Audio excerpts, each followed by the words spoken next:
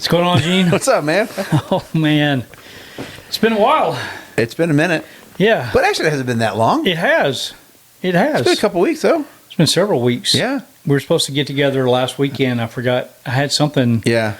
And then it had been like a couple weeks before that. So it's been a while. It's been a while. I guess it has been. It's good to catch up. Yeah, for sure, man. So before Work just keeps getting in the way. real life, right? I know.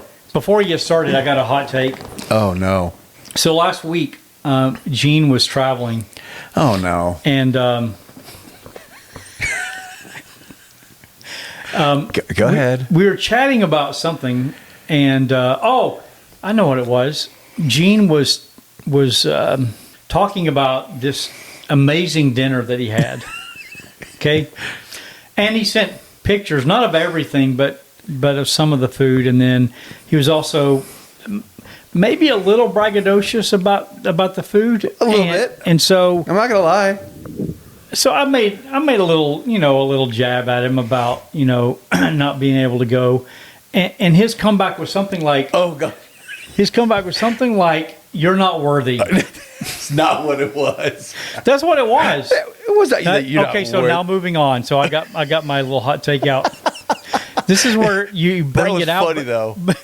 That was so funny. I'm like, oh, man, I'm going to have some fun with this. The picture you gave back of the coming off the like a WWE slam is like, wow, that's what you just did. I sent him a gift back of a wrestler putting the smack down, and that's what I felt like. Gene. It was awesome. Oh, it was hilarious. Like, hey, if we get a bunch of each other's chops, man, what are we doing here? Oh my gosh, it was great. Okay, so man, what's been going on? Since we last talked, I had hit a track day, as in like yesterday. Yeah. Finally. So lots of work and traveling, more traveling to come. But I was able to get in track day at ORP. And I wish you could have gone, man. It was a beautiful day. And I was a little worried, though. So I left on Friday because it's about, 4.5 hour drive there-ish. It was a beautiful day. I'm doing work calls all the way, where I could until I got bad signal or no signal. But as I crossed the river, it was smoky, like bad smoke. From where? So there are lots of fires out there in Oregon right now. Oh. So I actually called my daughter. I said, honey, do me a favor, track where I am, and because the smoke is getting worse as I go in tomorrow, where we're going to be. So I said, she's like, yeah, Dad, there's fires to your east, fires to the west of you, and even further south. So I ended up going to the hotel, checking in, and then I went out to the track, and it was really clear by that point. And so what they said was, because it was really windy on Friday, it cleared out the smoke. So the fires weren't close by then? No. Okay. But it was really, really smoky. When I left yesterday, same thing, when I got to that area. Other than that, it was really windy, so that took out all the smoke. So Friday, I get there and the pictures you sent, they were crystal clear. Yeah, Saturday we get there and we just, it was beautiful. It was an awesome day. So did you stay in the Elvis suite? I did. They put me in the Elvis suite, and as per usual, I had another roommate. Yeah, another roommate. Dude, I don't think I can. Oh my gosh! He's showing a picture of a spider. It's I don't know what the size of it is. It was about the size of a quarter. Oh, okay. It was pretty big in the bathtub. It decided to go for a swim down the drain. Oh my gosh, man! That is creepy. Yeah. To stay in a hotel that's got friends. Yeah. But okay, so you got to stay in the Elvis suite again. Yeah, our friend Daniel drove up from San Francisco. Yeah, from San Fran. With his friend Ryan. They brought his GT4, which was really fast. Right, it was really quick. It was a lot of fun, man. There was not as many cars as we've normally seen. So really? Yeah, but some of the cars were pretty darn fast. But it wasn't a super busy day. But it's just busy enough that the first session was really the only one that I could set a faster lap. So I got down to a 2:04, which is my fastest lap of the day. Nice, not bad in that car. And then later on in the afternoon, after I had talked to a pro driver, a guy named Will, I say pro driver, the guy's at 4,000 miles of track time on that track.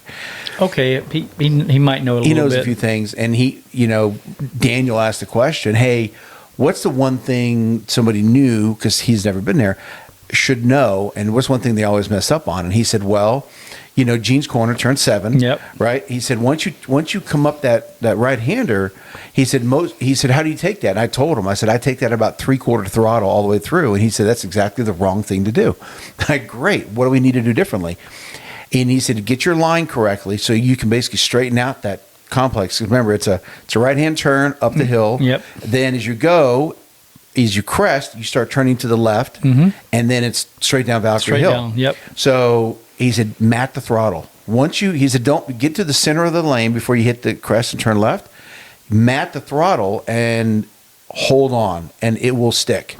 And he said, 100% throttle. So I went around, tried it again. So you've never been doing. So after you come out of your corner, then you're not holding it full throttle all the way up and over? No, I haven't been. How come? I've been doing 80%. I didn't think you it don't would like to hold. unsettle. Yeah, because I thought it would unsettle as you're coming over. Okay. Hill, going down Valkyrie Hill. Yep. I thought it would unsettle, and he's like, no, the way it's cambered, it won't. Just you have to trust it. He said, now some cars may, but most cars with good suspensions and good tires, it's going to stick. And he was right. How far down the hill? When are you hitting brakes going down? So I'm hitting brakes at full compression. Okay. And so I'm late braking in that car because it's got such good brakes. And he said that's exactly the right thing to do. So, so I'm doing that right at least. But once I did that, I guarantee I probably picked up 2 seconds. Oh, I'm sure. Absolutely. I mean, so I'm sure that car is probably closer to 2, all perfect. But it was fun. It was a really good day. I didn't really have that many problems until the end where people didn't want to get out of the way. I'm of that opinion. I don't have any ego like you. If you're faster than me, cool. Yeah, go because then I'm going to follow you as long as I can. I was tracking, and I have the video. I actually posted it. This Voodoo Blue GT3 RS. I was surprised that him and his buddy in a 911 GT3 in front, not an RS, but just I say a quote unquote standard GT3, just an only GT3 touring. Which, by the way, I'd probably have that one over the RS, only because you can run it on the track all day long, and it's more of a touring car. It's a little more comfortable for doing other duties. Right. So I was surprised that I was able to keep up with this guy. Like going down Valkyrie Hill, they were able to get up on turn 7 and get on throttle quicker. Yeah, for sure. But once I'm on throttle, I reeled him in every time. And before we even got to the braking zone, I was right up on his bumper. Because you're a better driver. He's not. Yeah, that car, I should have never caught it. Yeah, you're There's just a better no reason driver. I should have caught it. But I kept them in bumper within less than a car length for about 3 laps. Oh, and nice. now the only time I backed off was when I let cars by. So here's what annoyed me. We let by a couple track cars, full-blown built track cars. Let those guys by.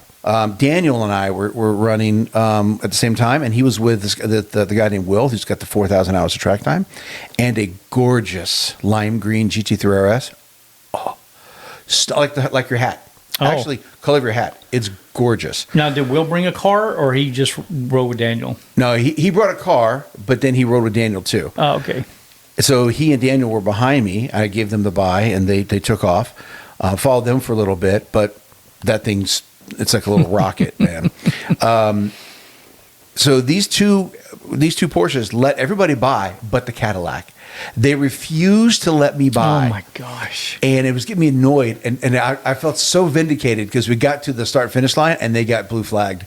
They had to let me buy. So I have video that I posted of them letting me buy. And when the guy put his finger out, he didn't do one of these, the nice little things. He threw his hand out like, go. I'm like, dude, I was on you for 3 laps. I'm sorry that oh my gosh. You have this great car that I should have never been this close to you. And look, to be fair, he's out there driving the car. Maybe he just got it. Maybe he's just learning. So I give him the grace for that. There. Absolutely. But pay attention to what's going on around you. Track etiquette. Track etiquette. He let everybody else buy, but he wouldn't let the Cadillac buy. That kind of annoyed me with the dude. But other than that, it was awesome, man. We had so much fun. Great day.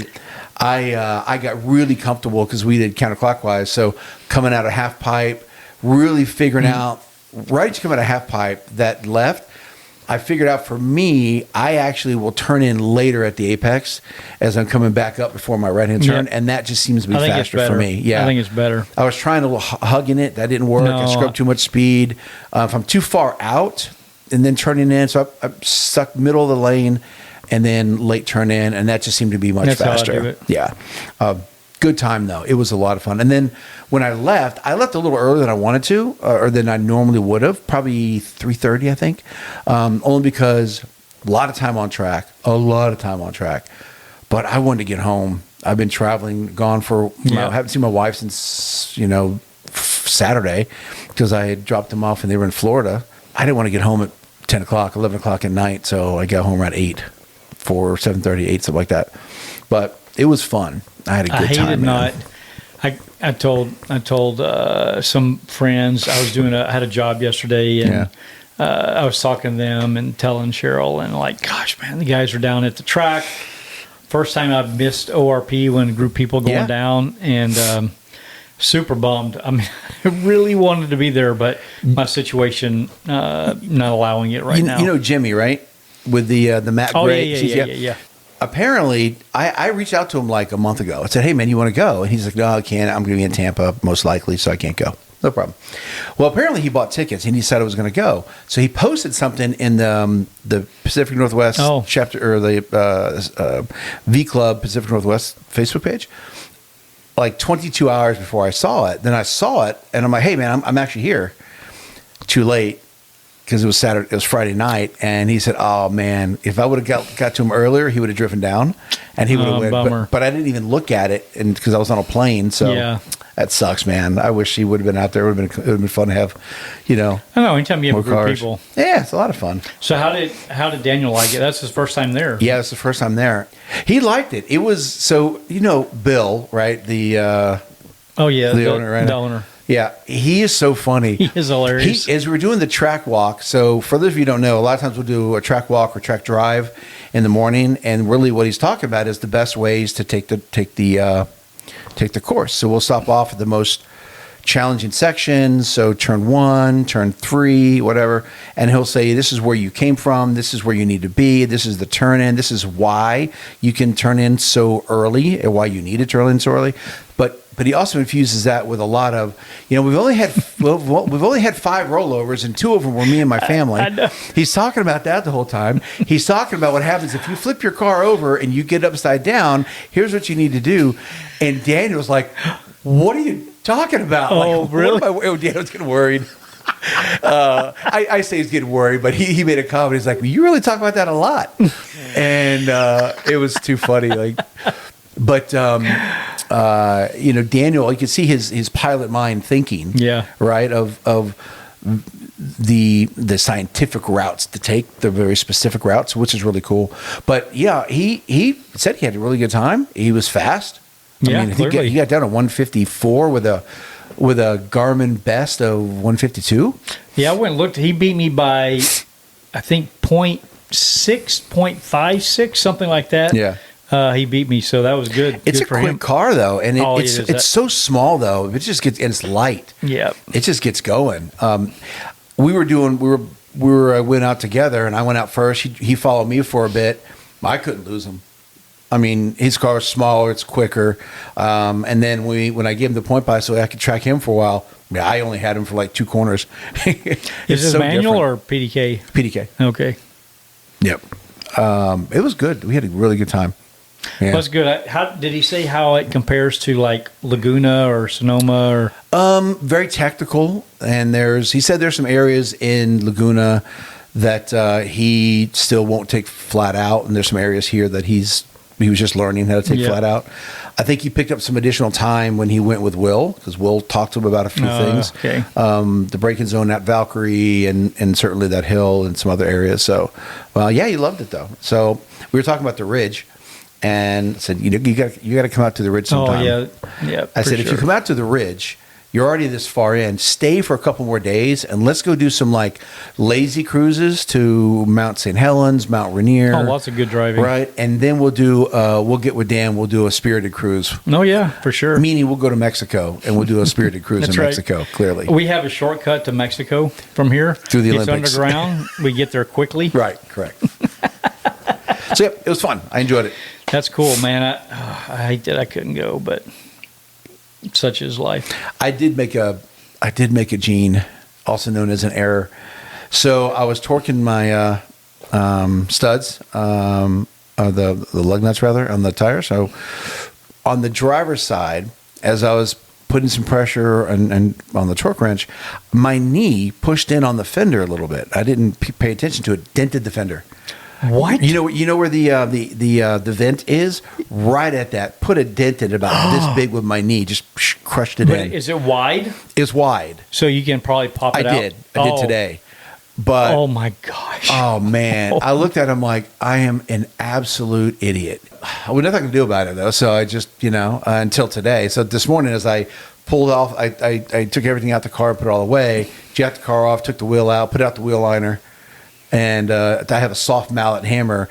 I say I got 95% of it. I'll show it to you. Okay. You'll see very little about. The only reason I didn't go any further is because it gets up to the crease. Oh yeah. And then I've got a couple other spots that I want to have a professional do. Yeah, take it to a PDR guy. Right, because they've got this. They've got the pointy one. Yep. And where it's at, that's what is required. And that is such a unique skill set to be able to know how to move the hammer and the different types of hammers. Yes. So I got 90% of it or more out. I mean, you look at it, you won't see it immediately. Well, you might. You're pretty detailed. I'll take a look and see that. Yeah. I hate that happened. Hopefully, hopefully you'll be able to get that completely out. Like now, I look at it. I'm like, I don't even notice it. I have to stare at it to see where it's at. So I've got a couple places like that too on cars that. If you know where they are, you can look, but otherwise, most people are never going to even. No one's going to notice it though, but no me. one's going to notice. It was like Grand Canyon all day yesterday. Man, you're so stupid, Gene. That's all right. Oh man. Well, what did you do car wise, dude? I don't think. What have I done? I know of a few things you've done. What have I done? Oh, okay. Well, I mean, I had to give him the look without saying anything. Okay, I mean, I can. Briefly mention that, but other car stuff. I think I went to Griot's is probably the only thing. We've done Griot's. Other than that, I don't think I've done. Well, we did the podcast there. Okay, that was cool, but that's on a recording that's people had already listened to. Yeah. So we did do a podcast. Go back and listen to the other one. Car wise, I haven't done anything since then. I haven't done anything. Now, the one thing that I have done that Gene was alluding to is that I'm potentially looking at getting a new car. I'll tell you that it's interesting. It's interesting interfacing with dealers. Now, I can tell you that my best buying experience ever, and I've talked about my worst. We've done that before. My best one by far is McMulkin Chevrolet. When I bought the Z06 is probably the best. Even the C8 Stingray was fine, but the Z06 by far the best. They don't process registration there. They don't collect sales tax. Only thing that you do is you pay them the price of the car plus like a $400 fee, like their processing fee, and that's it. You pay nothing else. You register the car here, you pay the taxes here, and you're done. Great buying experience. Now, when I bought the Blackwing, they wanted to register the car through their agency, and they first tried to charge me. You have the benefit. Well, I don't know if it's the benefit. You have the privilege of paying RTA tax, don't you? Yeah. Okay. I am 1 mile outside that zone. Oh, really? And it saves a crap load of money. A lot of money. When I bought the Blackwing, they tried to charge me the RTA tax. I'm like, nope, I'm outside the zone. Oh, well, our system says. I'm like, no, your system's wrong. So I went through all this rigmarole. I mean, it was still a good buying experience. Sewell was a great buying experience, but having to go through that process was a hassle. Fast forward to me now looking at a different car. Some of the dealers, oh my gosh, it's like I'll just give you a couple of tidbits.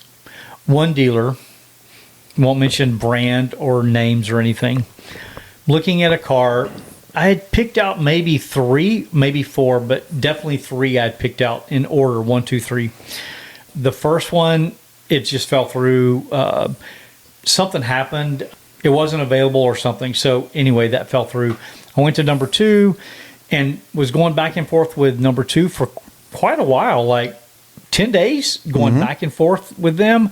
And we just could not get close on trade-ins or the price of the vehicle. Like they were really, really stuck on their numbers.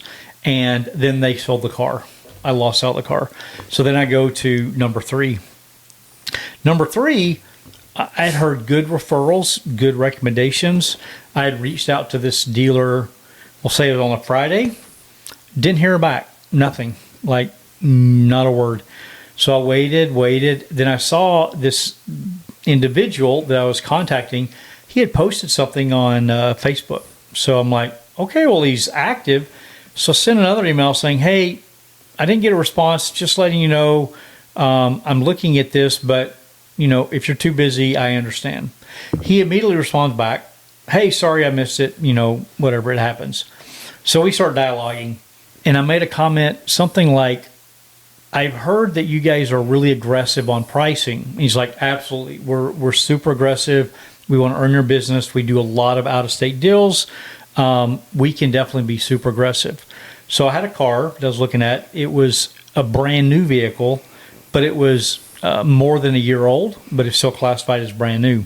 Oh, so it had been sitting there. It had been sitting there. It yet. And it hadn't sold it. It had been sitting there. So that's best case for you. Good case for me, right? You get the benefit of some discount because they've been sitting for so long. So I'm like, okay, I'm ready to move on this. And they wanted my trades first. So I'm like, okay, here's all the numbers. They came back and we were probably within 4,000. So pretty close. That's pretty close. Their first offer was really strong. Okay. Like, okay, maybe I won't get 4, but maybe I'll get 2 or 3. But I was pretty happy the starting point. So I'm like, okay, so let's move on to the vehicle. They came back with 5% off. That's not aggressive. 5%. I was super surprised. So he wrote back and said, well, what price do you want? I mean, I don't play this back and forth with them. I'm like, look, you tell me your absolute best price. Give me your best price. Your trade-ins, we're not there yet, but we're pretty close, but you're far off. And I said, I'll tell you another one. I'd already lost it because they sold it number 2. They were at like 12%, I think maybe 11, somewhere 11, 12%. And you're at 5. So I didn't tell them the other vehicle had already sold, but I said, here's a comparable. They don't need to know. They don't need to know, but it's the true statement. It was a comparable. I mean, all the options were not identical, but it's still, the car was about 11, 12% off. The concept of the discount is really what you're going with. Yeah. Yeah. So he came back as like, tell me your best number. I'm like, okay, clearly they want me to tell them a number, and I've already said 11, 12% is what I already had. So to me, I would expect them to at least match that. And if they're really aggressive, I would expect them to beat it, right? Well, I ended up walking away because there's just too many back and forth. Tell me how much price. What do you need to have? Are you going to finance? And so at the end of the day, I walked away from it. So what about our boy here in that we went and saw? Yeah, that's a no-go. Still no? Yeah, that's a no-go. My target is to get at least a year-old car, maybe a 2-year-old car that is either still brand new, like that one I mentioned. Or CPO, right? Or a CPO, right? You get the benefit of the depreciation or the discount because it's been sitting so long, and save a lot of money up front. And you got to do it this year before the tax thing hits next year. Yeah, see, that's another thing. So funny you mentioned that. There's something going on in the background that triggered me looking at going to a different car or getting a new car.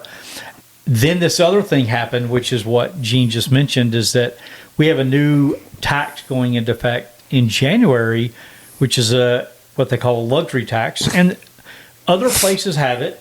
I know that Canada has it. I don't know about what other states have it, but we now have it. And it's 10% of anything over 100. So, and it's not less trade. That's list price. It's the total price of the car.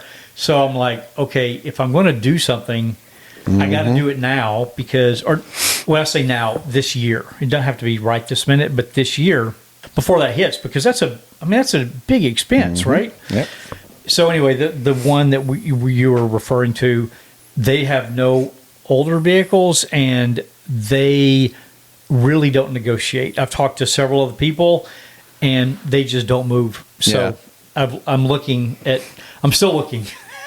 I'm still looking at other options. So now I'm considering maybe potential other brands that I was looking for before. I was looking at one particular one, but maybe I'll look at a different one. So I've got about 5 months to figure it out.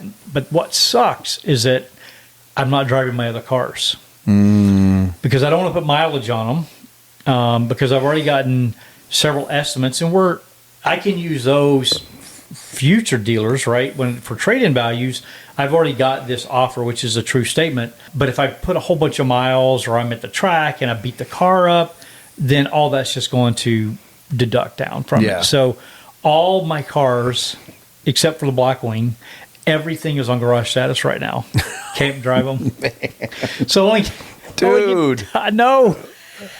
And I know you. That hurts. I'm not that's gotta hurt. That hurts. Oh, it's tough. I mean, not doing any cruises, not going to the track. Like they've got SCCA coming up next week. Oh, the 22nd, 23rd. Yeah. I don't get to go to that. Take the Blackwing. I might take the Nismo.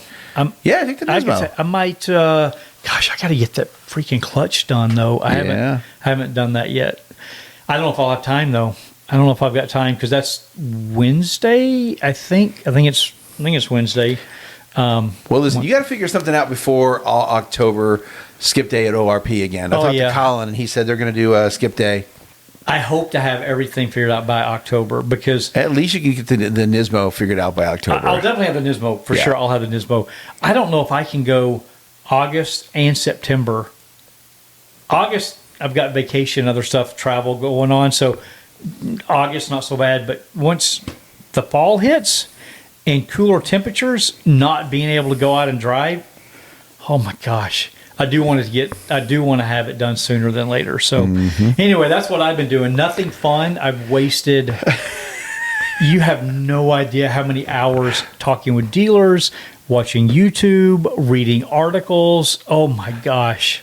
Listen, I know because, again, you and my wife are very similar in nature. Yeah. And I know how she does things. So I know how you do things too. Which is great. Like, she has saved me, in 30 years together, she has saved me a lot of time and money. Oh, yeah, for sure. But she has spent a lot of her time to do so. But, things are done right. So I get it.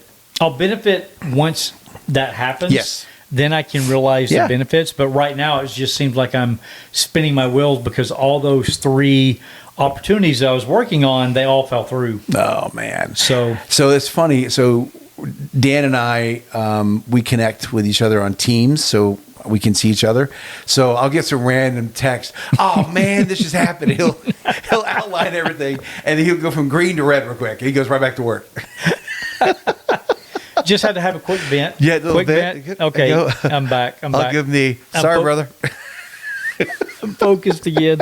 He gets right back at it again. Oh man! So I guess that's all I've done. Yeah.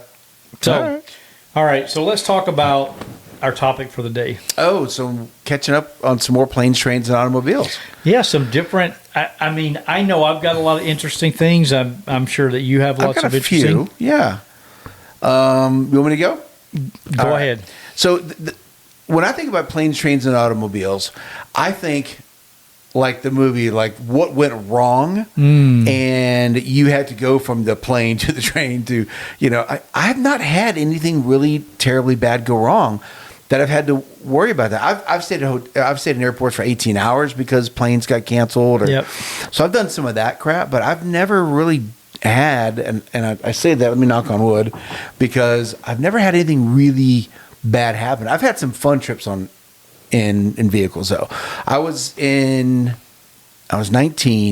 and I was living in Tampa, and my buddies wanted to go to Baylor University in Miami to a party, and because my friend's brother went there. Is that like a couple hours? 5. 5. Okay. Yeah. So now they weren't going in my car. My car wouldn't have made the 5-hour trip. It just would not have made it. If it did, it would have been very comfortable as a 4-door car with nice soft suspension. But no, it wasn't going to make it. There's no way. So we drove in my buddy's Chevy truck. So now 4 people in a Chevy Love. Oh my gosh! I was trying to guess. Okay, back then we didn't have these extended cab, big crew cab trucks. A Chevy Love. 2 people in the front, 2 people in the back. Going to Miami. What? Yeah. So what? My buddy drove the whole way, and so the 3 of us, we rotated between who got passenger seat and who didn't. And for most of the way down there, it rained. So we had all of our clothes were in like trash bags. Oh my gosh. And we just sat there in the back of the truck in the rain. Being rained on going down Interstate 75. And anybody who knows Interstate 75, it's the main thoroughfare on the western side of the state, because you got 95 on the East Coast. Oh, okay. And you got 75 coming down. So it is the main artery down to then when you go down to 75, you have to take a left onto Alligator Alley. And so we're now Alligator Alley for, most of the state on the very bottom of it in a truck. Okay, hang on. Yeah, go ahead. I used to ride in the back of a truck, right, as a kid. That's what we did, right? It wasn't illegal back Cops then. didn't care. You just did it, right? My mother cared. But going down the interstate in the rain, were you guys just sitting against the bed, or did you try to lay down to let the rain go over you? Or no, we just sat in the bed. We actually had lawn chairs. What? Yeah, we had lawn chairs. We just sat on these lawn chairs on the back of the truck. Is there a picture of this? No. Oh, that would be hilarious. That would have been great. Lawn chair. Were they low lawn chairs? Okay. Yeah. Oh my gosh. And they weren't very wide either, by the way. So think like when I bought the air mattress, how that should have been wider than what it was. Think 2 thin lawn chairs. The back of these trucks aren't big. No, they're not. 2 thin lawn chairs that had to sit in there. One was kind of leaned up on the other one, so it wasn't like fully flat. And we're just kind of leaning up on each other, talking like, I can't. It was brutal. But you know what? That was fun. Crazy. Yeah. Oh yeah, that was a great fun. trip. Like, we get down there, we get to our hotel room, we dry off, put on new clothes, we go out to our party. And then on the way back, we rotated. It was nice, dry, and it was nice and sunny. A couple of days later, so we just drove back in the same way we went down there. Told my mother about it after, because I told my mom I was going to go down, and she said, "Oh, what are you doing?" "I'm going to go down to Miami with my friends." "Okay, cool, have fun." When I came back, they dropped me off at the house, and she looked at me because I was still living at home, just graduated high school. My mother looked at me and went, "Wait, you went down in that?" I'm like, "Yeah." She was so ticked. I've never heard. She was so ticked. 5 hours in the back of a pickup truck. On the interstate. And that interstate is not one. And this, again, the Chevy Love, we're doing probably 75, 80. Yeah. Only down south. No one cared, by the way. That is so funny. Passing cops, no one cares. No one gives a crap. We're all like, hey. Now, you get. Yeah. Those were good old days, man. Those are days you didn't care. You could lay in the package tray at the back of the vehicle and no one cared. Man, I remember, speaking of riding on the back of the truck, my dad used to coach our T-ball team. And when we would leave like a game, we would always go down to the Dairy Mart to get ice cream. We would all the team would pile in the back of the truck. So the whole bunch of kids we're all sitting on the sides, on the tailgate. We're all just hanging out and driving down the road. Now, not on the interstate, but driving down the road to go. And that's just the thing you did. Like, you never thought about, hey, you could fall out the back and get run over. Like, none of that stuff, out of sight, out of mind. Yep. Interstate, that is a great story. So I have lots of little stories. So growing up, my grandfather used to take my brother and my cousin Crystal and my cousin Freddie. We would always travel the South, right? They're from Charleston, West Virginia. and we'd go up there for family reunions. We'd go to Tennessee. My cousin Crystal and Freddie are they're cousin in name. They're really more like brother and sister, right? With me, my brother. There was one year, and I think we were going up to West Virginia. I'm pretty sure that's where we were going. And my grandfather in the 80s had the nice conversion vans that had the captain's chairs and things like that. So the TV VCR in there. I mean, headphones. We had it.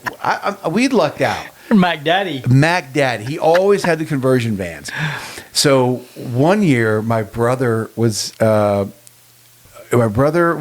in the back seat with my cousin Freddie, and somebody breathed. Or I think it was Freddie breathed on my brother, and the breath was so bad. My brother started throwing up in the back of in a bag. He threw up in a bag in the back of it.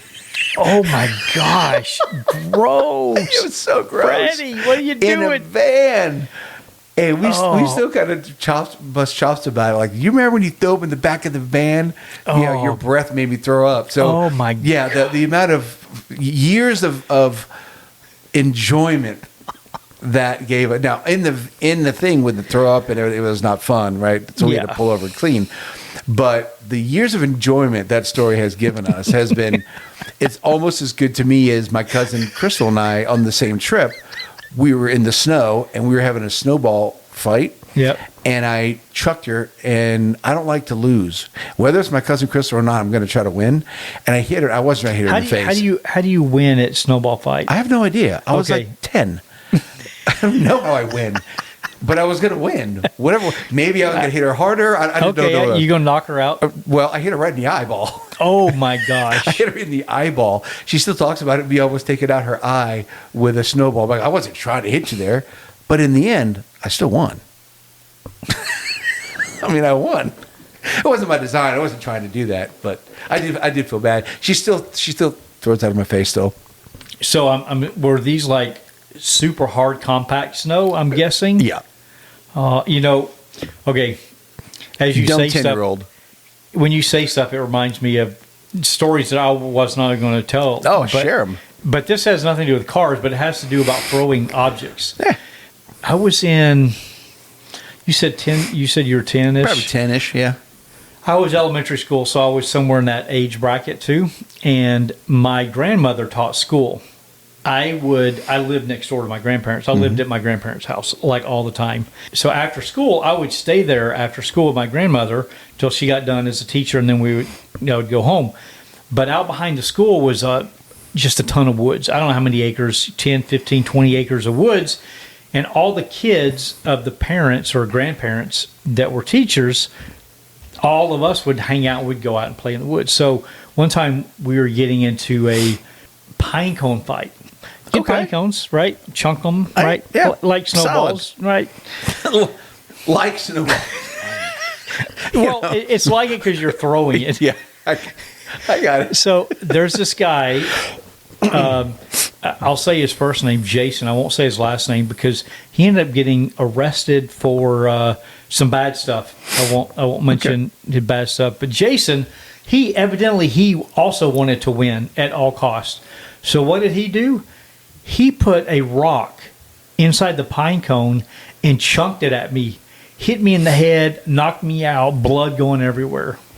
Wow. Yeah. But he won, though. He won. Solid move, Jason. Solid move. Solid move, brother. Oh, man. I'm not worried about you knocked out. You're here. Therefore, you're fine. I mean, fine is relative, but you're fine. Oh, my gosh. Hey, you do what you got to do, man. Okay. Oh, good Lord. When I traveled a lot, our kids grew up, doing a lot of road trips. We did lots of road trips in Florida. I think the most fun road trip that we did was we went from, now they still talk about it. We still sometimes will talk about your favorite road trip. It's always the same answer. When we drove to Tennessee, we drove to Nashville. So we had my wife's GMC Acadia. Yep. Great car. Yep. Plenty for all of us. It was great. fun trip. And, we're playing all the standard road games. They're playing punch buggy in the back, beating the crap out of each other, all three of them. And I'm over here like, don't hit me because I'll hit you harder. I'm trying to drive. I'm going to win. I'm going to win. That's right. I'm going to win. I don't care if you're my daughter or not. I'm going to win. So you don't play punch buggy. My wife does not play punch buggy. No. There's no, that does not happen. Yep. Yeah, no. But we found other games. Like we play, first person to find a blue semi or whatever. I played this one game. I did that one actually up here. I'll tell that one later on. But so we have a lot of fun with these games, and we end up getting to we get to Nashville after 13 hours and a lot of stops with kids because we had to get out of the car because that's a long trip. So we get to this place. Now this has nothing to do with the cars. It has to do with where we landed. So we get to this hotel. It's supposedly a brand new hotel, like a courtyard kind of deal. We walk in, and the room for 2 beds and the bathroom is smaller than this room here. Oh my gosh! And the furniture, I think IKEA would have been an upgrade. And I'm not knocking IKEA furniture, but it's built furniture, compressed particle board. Yeah. This was worse. The worst part about it, though, the bed was like your pool table. Like, that's how hard the bed was. What made it even worse is, how most bathrooms, you open up the door and it goes into the bathroom? This door opened up toward the room, which is fine. Okay, fine. But it hit the bed. Yeah, that's what I was saying. Unless it hit the bed. It's so small, it hit the bed. So we woke up the next morning. We were all pissed off. We were all just pissed. Oh my gosh. And my wife wakes up and sitting there and says, "What are you doing on your phone?" I'm like, "I'm finding a new hotel. We're leaving." She's like, "Oh, no, it's fine." I'm like, "Oh, no, you can stay here. We're leaving. I'm taking the kids with me." So we found a new hotel across the street from Vanderbilt. It was like a brand new renovated Hilton.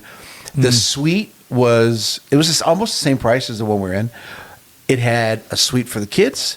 It had a living room, a kitchen, and a room for us. Whoa. For about the same price. And it was beautiful, only like 5 miles away. Kids still talk about that. And then on the way back, we stopped off at Rock City, Tennessee. And oh, yeah, Rock City. Yep. We roamed around there for a bit. And, of course, dumb kids started throwing rocks at each other. Well, of course. I mean, it's Rock City. I mean, that's all they have there is rocks. That's all they have there is rocks. Yeah. But I never asked who won. I didn't want to know that one. Because then I would have been in trouble about the wife and probably the state of Tennessee. I don't know.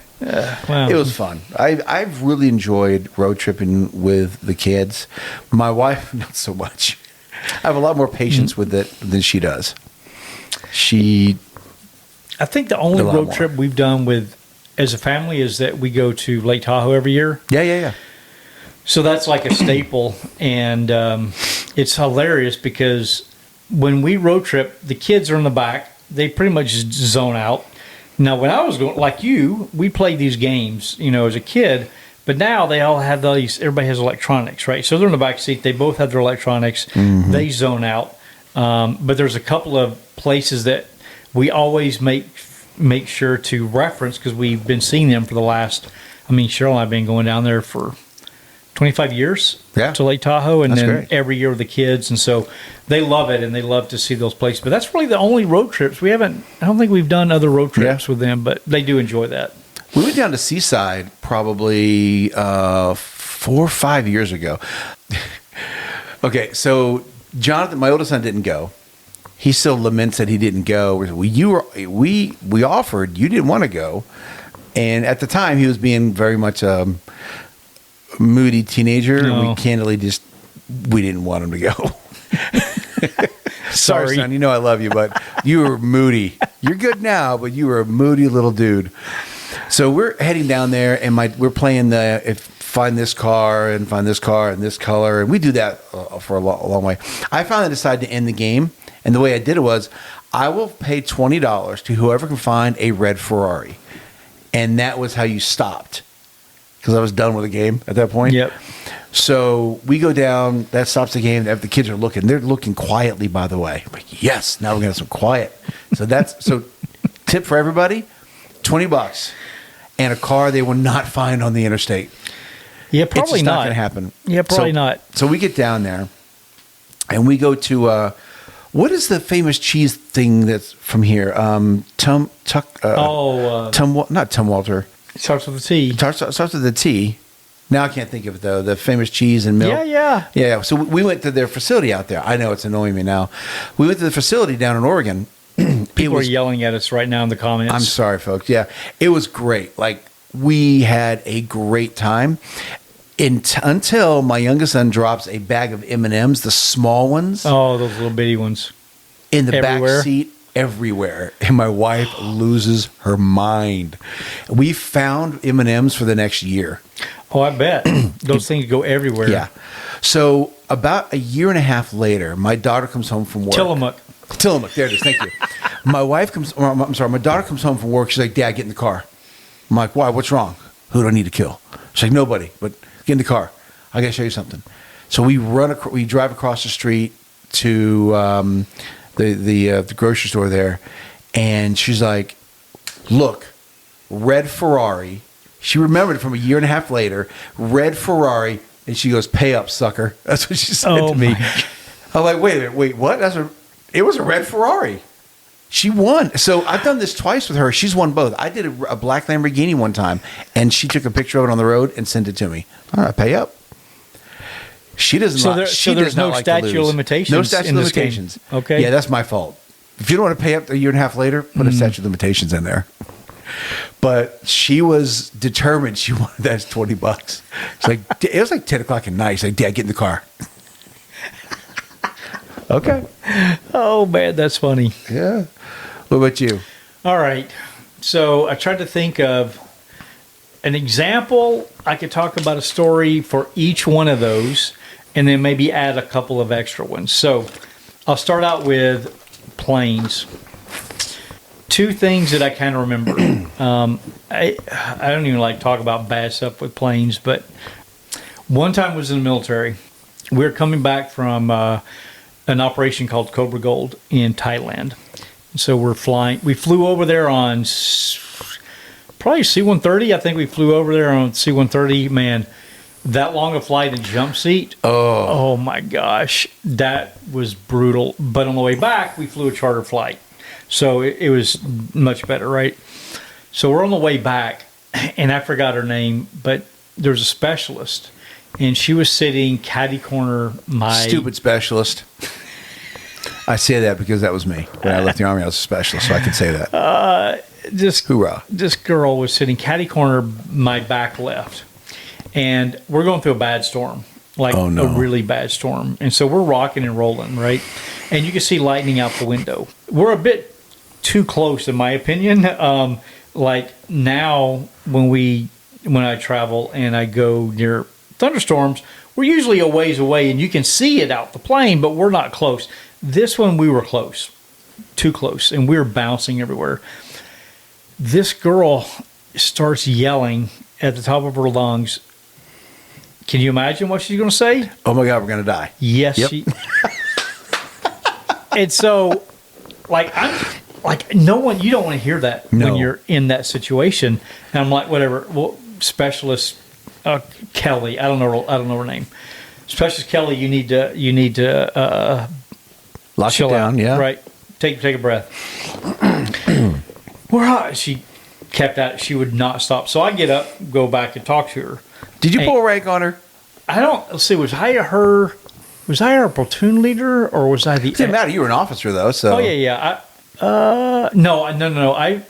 She was in my unit, definitely in my unit, but she wasn't one of my soldiers, okay? So I went back and I talked to her nonetheless, right? She would not stop it. So we're all sitting there, seatbelt buckled, we were bouncing, and she would not shut up. Saying that until we got through the storm, then she stopped it. That was probably the most stressed I've ever been. I've been through a lot of really crazy drops, big sudden. I've been through a lot of stuff. Yeah, me too. But that thing was super stressful because that girl would not shut her mouth. That was really bad. The other one I'll tell you. Well, for those of you who have not flown in a C-130 or C-141. On a jump seat, essentially a mesh. The mesh, jump seats are mesh. Mesh webbing. It is not comfortable. Oh, it's super uncomfortable. Think about sitting in a lawn chair. Yeah. On a plane that's going up and down. I did it from Germany to Croatia. And you're packed with everybody's. There's no room. You can't Brutal. put your legs out because there's someone directly across from you, and so your knees are touching their knees, so you can't put your feet out. Yeah. Yeah. Comfort is not in the military's mindset when it comes to getting people from one to the next. Movement from point A to point B. Yeah.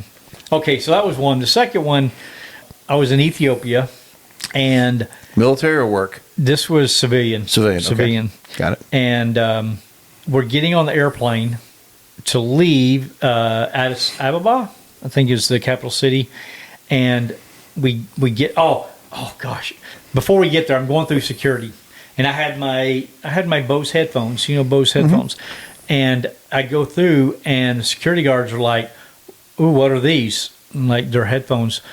We need these." I'm like, "What do you mean? We need these?" I'm like, well, "I need these too. What do you mean? You need to give these to me." So they were really pressuring me. I can't remember how I resolved it, but I think I had to give them something else, but they wanted something to let me through security. I forgot about that. So anyway, now we're in the airport. That's brutal. Oh, I've got all kind of crazy stories about places I've been in civilian life where out in the bush, and they live by a different set of rules out in the bush. So anyway, we get on the plane. We're sitting there, and we've all been on the plane where there's a mechanical and they have to fix it. So we're on there for like hour and a half. Like, hey, we have a problem with the engine. Okay, you don't want to hear that. They fix it. Okay, we start taxiing out, and then we come back. They're working. We're like, sorry, we're having a problem with the landing gear. And so I'm thinking, okay, we've had an engine problem. Now we have a landing gear problem. Like, we really need that landing gear. That's really important part of the plane. But you also need the engine. But they've already fixed that, supposedly, right? So now we have two major components, and I'm just sitting there thinking, man, do I have an option of getting off this plane?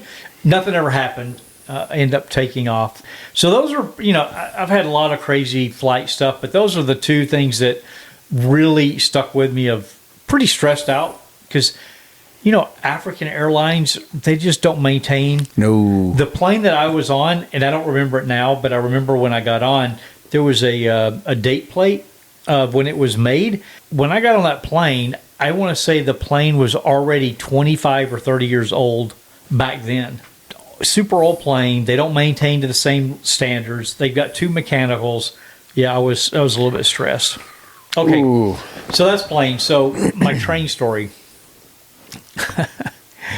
I was in Australia, and I thought it would be cool. I had a meeting in Melbourne, but I wanted to fly into Sydney and see the sights of Sydney because there's a lot of cool stuff in Sydney, and so I'll fly there, and then I'll just take a trip down to Melbourne. The flight is like, I don't know, maybe an hour. It's a pretty quick flight. Maybe it's a little bit longer. But I'm like, it would be cool to see the sights of the country. I'm going to do a train. That'd be cool, right? Yeah. Sounds fun. Was it like 5 or 6 hours? No. It was like 11 hours. 11 hours? Okay. Oh. So, I knew that going in. Yeah. That's cool. Like, I've been on long trains. That's no big deal. Except when I got on the train has fixed hard plastic seats. Not seats that recline, not seats that have cushion, a hard plastic shell that you sit in. Oh. So I get there. And you didn't know this beforehand? No. Ooh. I'm used to like buses or other trains where they've got a little recline, they got a little cushion. Like, it won't be that bad. About an hour into the trip, I was so uncomfortable sitting in that plastic hard seat. Back then, this was only maybe 15 years ago. No Wi-Fi, nothing. That was probably the worst experience on a train in my life. And I remember getting to Melbourne, and I told the people what I had done, and they're like, "Oh, you're stupid. No one takes the train." They're like, you should have told us what your plans are. Thanks for sharing. Oh, That's my gosh. Great. I'm like, just rub that one in. Oh, my gosh. I know that was...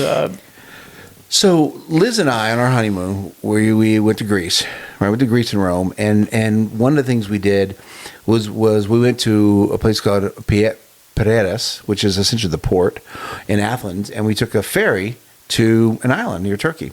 Now, in the U.S. and probably most of the most Western countries, you get your seat, you go find your seat. It's an assigned seat, at least that's what the ticket says. You sit in it, and you know you're good, right? This is my seat. Yep. Yeah. Apparently, that's not what's done in Greece. Oh. So and again, my wife is Greek. She speaks Greek, writes Greek, 100%. She used to live there, off and on and throughout her life. But so we go to our seats. People have their stuff in the seats. So Liz, being Liz, picks their stuff off the seats and puts it in the walkway. Just plops it in. So we go and we sit down, and these people come back, and they're yelling at us. And she's yelling back in Greek. Okay. And I have no idea what's being said, but they're getting animated. And the guy behind, he stands up and yells. So I stand up. I'm a big dude. I stand up and look at this guy, and Liz goes, Gene, I got this. You just be the muscle if I need it. I got this. That's what she said. She's like, I got this. You just be the muscle if needed. I'm like, oh man, what are you saying to these people? She's yelling at the people that have their stuff in the hall, essentially, and yelling at the guy behind us. The guy behind us is yelling at her, apparently saying, "Where are you from? I don't get your accent." She's like, "Who cares where I'm from? Shut up and sit down." And she has no fear because I'm right there, and I'm gonna have to, whatever. So I'm thinking to myself, man, please don't start an international incident. I like Greece. I don't want to be able to. So did everybody just chill out? Eventually, they walked away. Oh, now the reality is, though, they weren't that far. Like they were like maybe 5 rows over in someone else's seats. So we made the pact that, unfortunately, we weren't going to get up and walk around the boat together because we figured they would come take our seats. So we could not go together around the ferry. Oh, gosh. But she was just like, she was screaming, yelling out. They're yelling at her. Is that normal, though? Is that a normal thing there? It must be, because I was about to say, it must be because no one from the crew of the ship came and said a word. Other than those people yelling at us, most other people just didn't care. I was floored by it, Apparently, we like to follow rules, and in Greece, they don't. That's funny. Oh, man. But she just said, Gene, I got this. I got you know what the reality is? She did. Yes, she handled it. She had it. She handled it. She handled it. Well, I think I don't know if have you ever traveled anywhere where they have like these things, like little mopeds, bicycle tuk-tuks? You know what a tuk-tuk is? I've seen them. Yeah, like it's like a 3-wheel, front two. So you see them on like videos or documentaries of India and other countries. Yeah. India, Southeast Asia. Yeah, and so they're called tuk-tuks. Tuk-tuk. Okay, they're called I get it. Tuk-tuk. The horn. Could you do that again? No, because you asked me to do it. I won't do it again. Oh my gosh. So they do call. I'm not wrong though. They're called different things, but I've had the pleasure of riding on some automobile type vehicles that we don't get to experience in the States. And because I travel international a lot, I've been able to participate in some of these adventures. Looking back, man, it's kind of like you riding in the back of a Chevy Love in a lawn chair for 5 hours. That at the time it seemed totally fine. Yeah. But looking back, you're like, wow, that was kind of crazy. You didn't realize how close to death you really were. I know, right? Well, on some of these trips, and primarily in Southeast Asia, where you're riding these little things called tuk-tuks, and you got a driver up front who's on he got his, like motorcycle handlebars, yep. And then there's enough room in the back for 1, 2 if you're crunched together, and you're flying. Well, flying is relative, right? 35 miles an hour, but they are zipping through traffic. Exactly. Like just left, right, sidewalks. They are not for pedestrians over there. They're just other avenues to get off the main road. So they're darting everywhere, and I I can tell you, riding on those little tuk-tuks, it was kind of exhilarating at the time, but looking back, I'm like, man, how... All we had to do is that guy mess up just a little and just get plowed by a car.